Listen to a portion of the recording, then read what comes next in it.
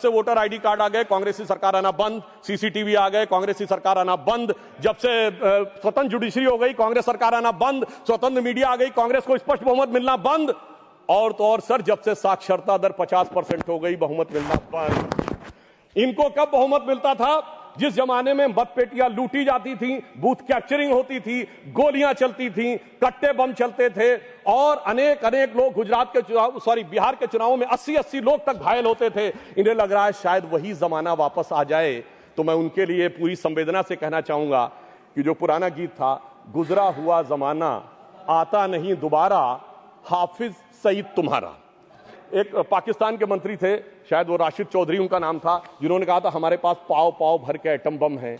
मगर मुझे लगता है जो कांग्रेस ने हाइड्रोजन बम छोड़ा वो शायद पाव भर का नहीं, छटाक भर का भी नहीं था। डॉक्टर सुधांशु त्रिवेदी जी। माननीय सभापति महोदय, हम वंदे मातरम से अब ट्रांजिट करके इलेक्टोरल रिफॉर्म्स की तरफ जा रहे हैं। तो मैं ये कह के अपना विचार प्रारंभ करता हूं, जो मैंने बचपन में आकाशवाणी लखनऊ में एक मुस्लिम कवि, संभवतः उनका नाम वाहिद अली वाहिद था, उनसे सुना था कि वाणी सत्यम काया शिवम, रूप सुंदरम है तेरा, आदर्शों की स्वर्ग है तू, जय हे देवी भारत माता। अब आज के इस विषय पे आते हैं। उस हाउस में भी बहुत सारा इस विषय के ऊपर चर्चा हुई, यहां भी चर्चा होगी, परंतु जब हम चुनाव सुधारों की बात करेंगे तो मुझे लगता है इसे 4 स्तर में डिवाइड करना चाहिए। पहला, लोकतंत्र और इसका आधार, दूसरा चुनावी प्रक्रिया, और तीसरा कि इस चुनावी प्रक्रिया में होने वाले सुधार, और उसके बाद विपक्ष की आपत्ति और उन पे होने वाली तकरार। और इसके साथ मैं कुछ सुझाव देने का भी प्रयास करूंगा। सर्वप्रथम मैं कहना चाहता हूं कि हम सभी ये मानते हैं कि भारत जो है वो मदर ऑफ डेमोक्रेसी है, मगर एक फैक्ट है जो शायद बहुत से लोगों को ध्यान नहीं रहता होगा। अगर आप पूरी दुनिया का नक्शा देखें तो ईस्टर्न यूरोप से लेके आप जापान तक चले जाइए तो केवल 3 ही डेमोक्रेसी हैं, भारत, जापान और ऑस्ट्रेलिया। और जापान एक कॉन्स्टिट्यूशनल मोनार्की है, Australia is practically an extension of Europe. तो इस पूरे पूर्वी गोलार्ध में यदि एकमेव absolute, vibrant and consistent democracy है तो वो सिर्फ भारत है। और सिर्फ इतना ही नहीं है सभापति महोदय, आज दुनिया में लोकतंत्र के अंदर सिर्फ 34% जनसंख्या है, जिसमें 17% हम हैं। अर्थात अगर दुनिया में लोकतंत्र है तो उसका सबसे बड़ा स्तंभ आज आधुनिक युग में भी भारत ही है। और इसका आधार कई बार हमारे गुलामी की मानसिकता के प्रभाव से हर चीज का आधार विदेश में ढूंढने का प्रयास करते हैं, और मैं बताना चाहता हूं उसका सबसे बड़ा आधार भारत की धर्म और संस्कृति है। इसके लिए मैं कोट करना चाहता हूं फ्रीडम हाउस की रिपोर्ट, जिसको ये लोग बहुत महत्व देते हैं। फ्रीडम हाउस ने अपनी एक रिपोर्ट जो 1999-2000 में उसने लिखी, जिसमें freedom house report about the annual survey of the political right and civil liberties 1999-2000 on page number 10 and 11, वो क्या लिखता, मैं कोट कर रहा हूं, 13 of the 63 countries with the poorest record in terms of political right and civil liberties are predominantly Christian. There is a strong correlation, sir इस पे ध्यान देने की आवश्यकता है।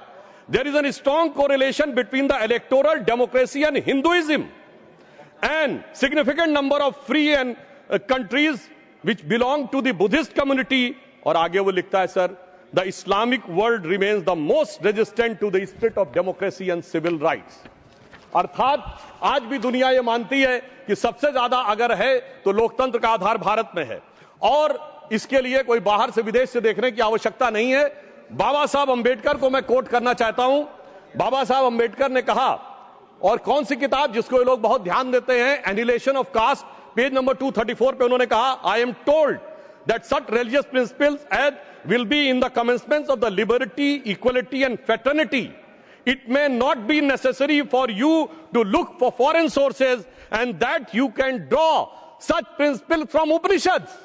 सर ये ध्यान देने की आवश्यकता है। बाबा साहब अंबेडकर ने कहा कि समानता, बंधुता और स्वतंत्रता के सिद्धांत के लिए पश्चिम में देखने की आवश्यकता नहीं है, वो उपनिषदों में दिखाई पड़ेगा। मगर क्या बताएं सभापति महोदय, आज भी हमारे कुछ नेता जाके लंदन में खड़े होकर गुहार लगाते हैं कि भारत में डेमोक्रेसी को बचाना है। तो उनके लिए मैं एक लाइन कहना चाहूंगा, अभी साज दिल में तराने बहुत हैं, अभी जिंदगी के फसाने बहुत हैं, डरे गैर पर भीख मांगो न फन की, जब अपने ही घर में खजाने बहुत हैं। अब मैं आगे की बात कहना चाहता हूं। देखिए, चुनावी प्रक्रिया स्वतंत्रता के बाद शुरू हुई और इसमें बहुत सारी चीजों की उस समय समस्या रही होगी। मैंने आदरणीय आडवाणी जी ने एक बार हम लोगों को बताया था कि कैसी कैसी समस्याएं आती थी। उस जमाने में लोग इलेक्टोरल रोल बनाने के लिए जाते थे और महिलाओं का नाम पूछते थे तो डांट पड़ जाती थी, क्योंकि उस समय के समाज में माना नहीं जाता था कि किसी घर की महिला का नाम पूछा जाए। परंतु मैं बताना चाहता हूं सर, चुनावी प्रक्रिया पे सबसे पहली समस्या स्वतंत्र भारत में कहां आई? भारत के इतिहास की पहली इलेक्शन पिटीशन, चुनावी धांधली के विरुद्ध पिटीशन कब दाखिल हुई? 21 अप्रैल 1952। किसने दाखिल की? भारत के लॉ मिनिस्टर रहे बाबा साहब अंबेडकर। और उनके उस पिटीशन को मैं कोट करना चाहता हूं। उसके पैरा 12 में उन्होंने लिखा, the petitioner says that the aforesaid large number of double votes, 74,333 being void, has been a result of corrupt practice and undue influence on the part of the respondent number 1 and 2. Sir, बाबा साहब अंबेडकर को 74,333 vote cancel करके 14,000 vote से हारा हुआ declare कर दिया गया। मगर सभापति महोदय, ये तो थी प्रक्रिया। अब इस पे प्रतिक्रिया देखिए। तत्कालीन प्रधानमंत्री जवाहरलाल नेहरू जी की प्रतिक्रिया है। 16 जनवरी 1952 वो लखनऊ से एडविना माउंटबेटन को लेटर लिखते हैं और क्या लिखते हैं कि our success in the Bombay city and the Bombay province has been greater than expected. और सर आगे वो लिखते हैं, अंबेडकर हैज बीन ड्रॉप्ड। बड़ी प्रसन्नता उनको होती है कि डॉक्टर अंबेडकर चुनाव हार गए हैं। और इसके बाद वो क्या लिखते हैं कि socialist have joined hand with Ambedkar so they lost their repute. But आगे सर वो बात लिखते, बहुत ध्यान देने की जरूरत है। वो लिखते हैं, अंबेडकर है join hand with Hindu communalist. ये चाचा जी की जबानी है ये कहानी कि डॉक्टर बाबा साहब अंबेडकर इनके अनुसार हम लोगों की तरफ से, और इसका सोर्स है selected work of Jawaharlal Nehru series 2 volume 17 page number 37। इसके बाद आगे बढ़ते हैं। सब लोगों को पता है कि जब इंदिरा जी का शासनकाल आया तो उस समय एक अलग प्रकार की समस्या उत्पन्न हुई। भारत के इतिहास में पहला उदाहरण जब किसी प्रधानमंत्री का चुनाव अनियमितता के कारण अवैध घोषित किया गया। उसके बाद हम आगे बढ़ते हैं और जब तक कांग्रेस सत्ता में रही, निर्बाध सत्ता में, तब तक चुनाव सुधार पे कोई विचार नहीं हुआ। चुनाव सुधार पे विचार शुरू होता है 1977 में, जब इलेक्शन कमीशन द्वारा ECIL को इलेक्ट्रॉनिक वोटिंग की संभावनाएं खोजने के लिए कहा जाता है। और फिर इंदिरा जी के समय में 1982 में आर्टिकल 324 में चुनाव आयोग को 50 पोलिंग बूथ के ऊपर इलेक्ट्रॉनिक वोटिंग के बारे में प्रयोग करने के लिए कहा जाता है। फिर राजीव जी के समय में 1988 में 61A में चेंज करके कहा जाता है कि EVM का प्रयोग किया जा सकता है। और 15 मार्च 1989 को राजीव गांधी की सरकार के समय में इसको वैधानिक मान्यता प्रदान की जाती है।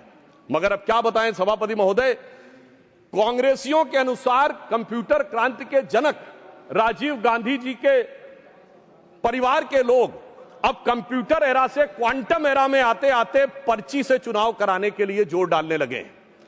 और यह भी मैं बताना चाहता हूं कि पर्ची के बारे में बहुत सारी चर्चाएं होती थी, कैसे बूथ कैप्चरिंग और मतपेटियां लुटती थी, वो एक अलग विषय है।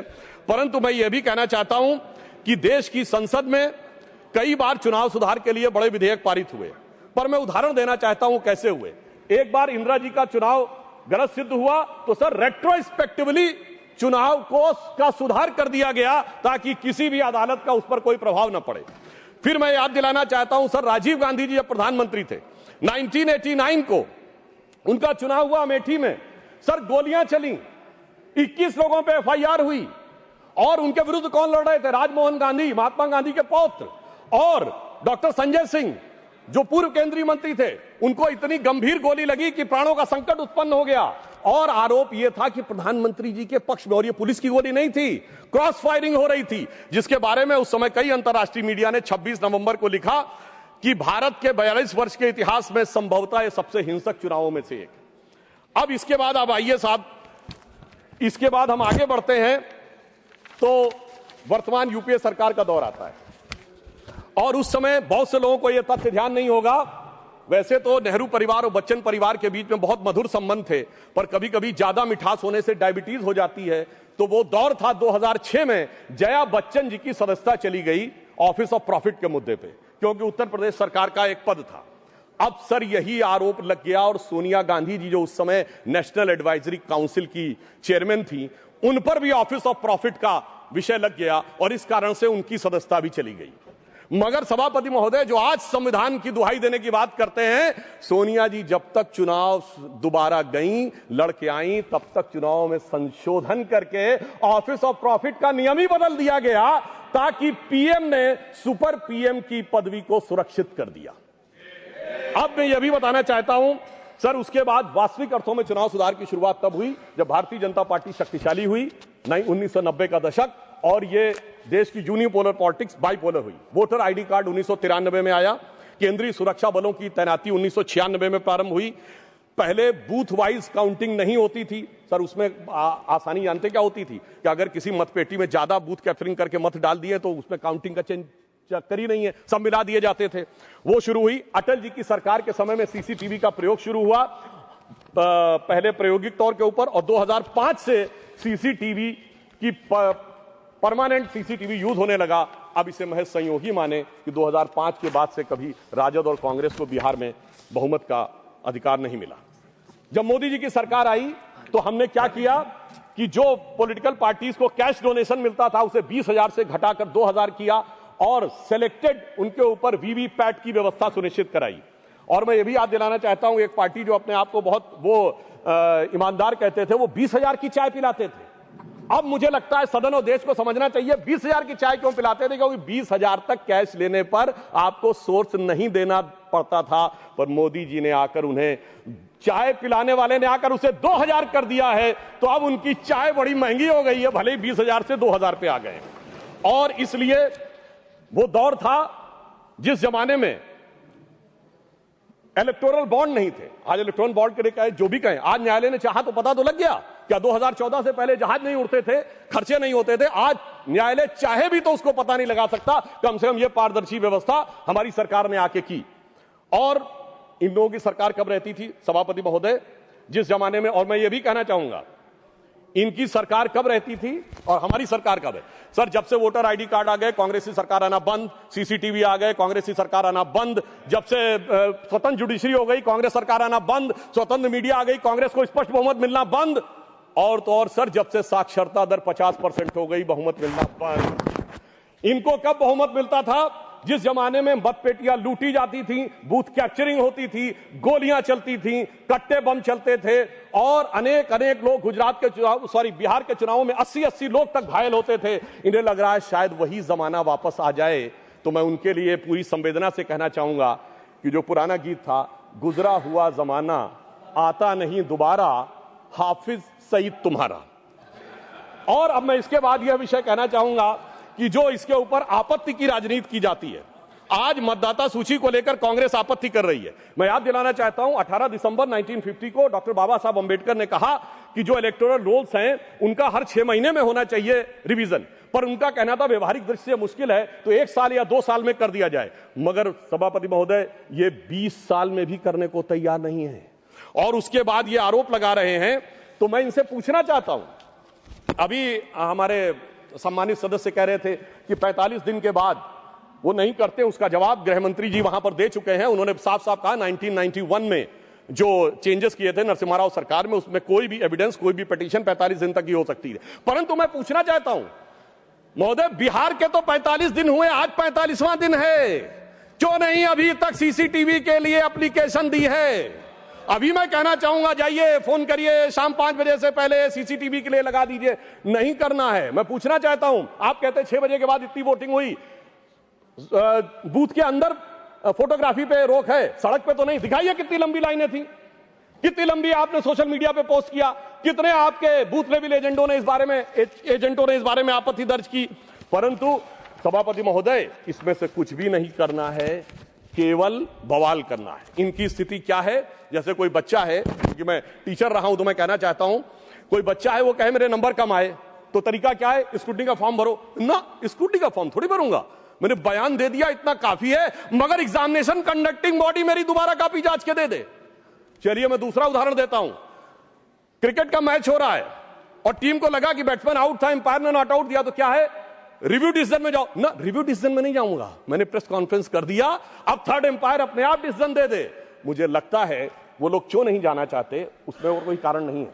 अभी तक लोकतंत्र को वो समझ नहीं पाए हैं कि एक चाय वाले ने आकर जो स्थान ग्रहण कर लिया है, तो जो साहिब आलम थे, जो फर्जंद अंजुमन थे, जो वली अहद सल्तनत थे, जो मानते थे राज करना उनका जन्मसिद्ध अधिकार है, वो इन चीजों के ऊपर अभी तक तय नहीं कर पाए। अब मैं दूसरी बात बताना चाहता हूं सर, बड़ी विचित्र बात है, एक बार कांग्रेस पार्टी के बड़े नेता विदेश जाते हैं, फिर आके एक सो कॉल्ड हाइड्रोजन बम फोड़ते हैं, फिर लौट के जाते हैं दूसरा बम फोड़ते हैं। पर मुझे आश्चर्य लगता है सर, कर्नाटक के मुद्दे पे प्रेस कॉन्फ्रेंस होती है और वो दिल्ली में होती है।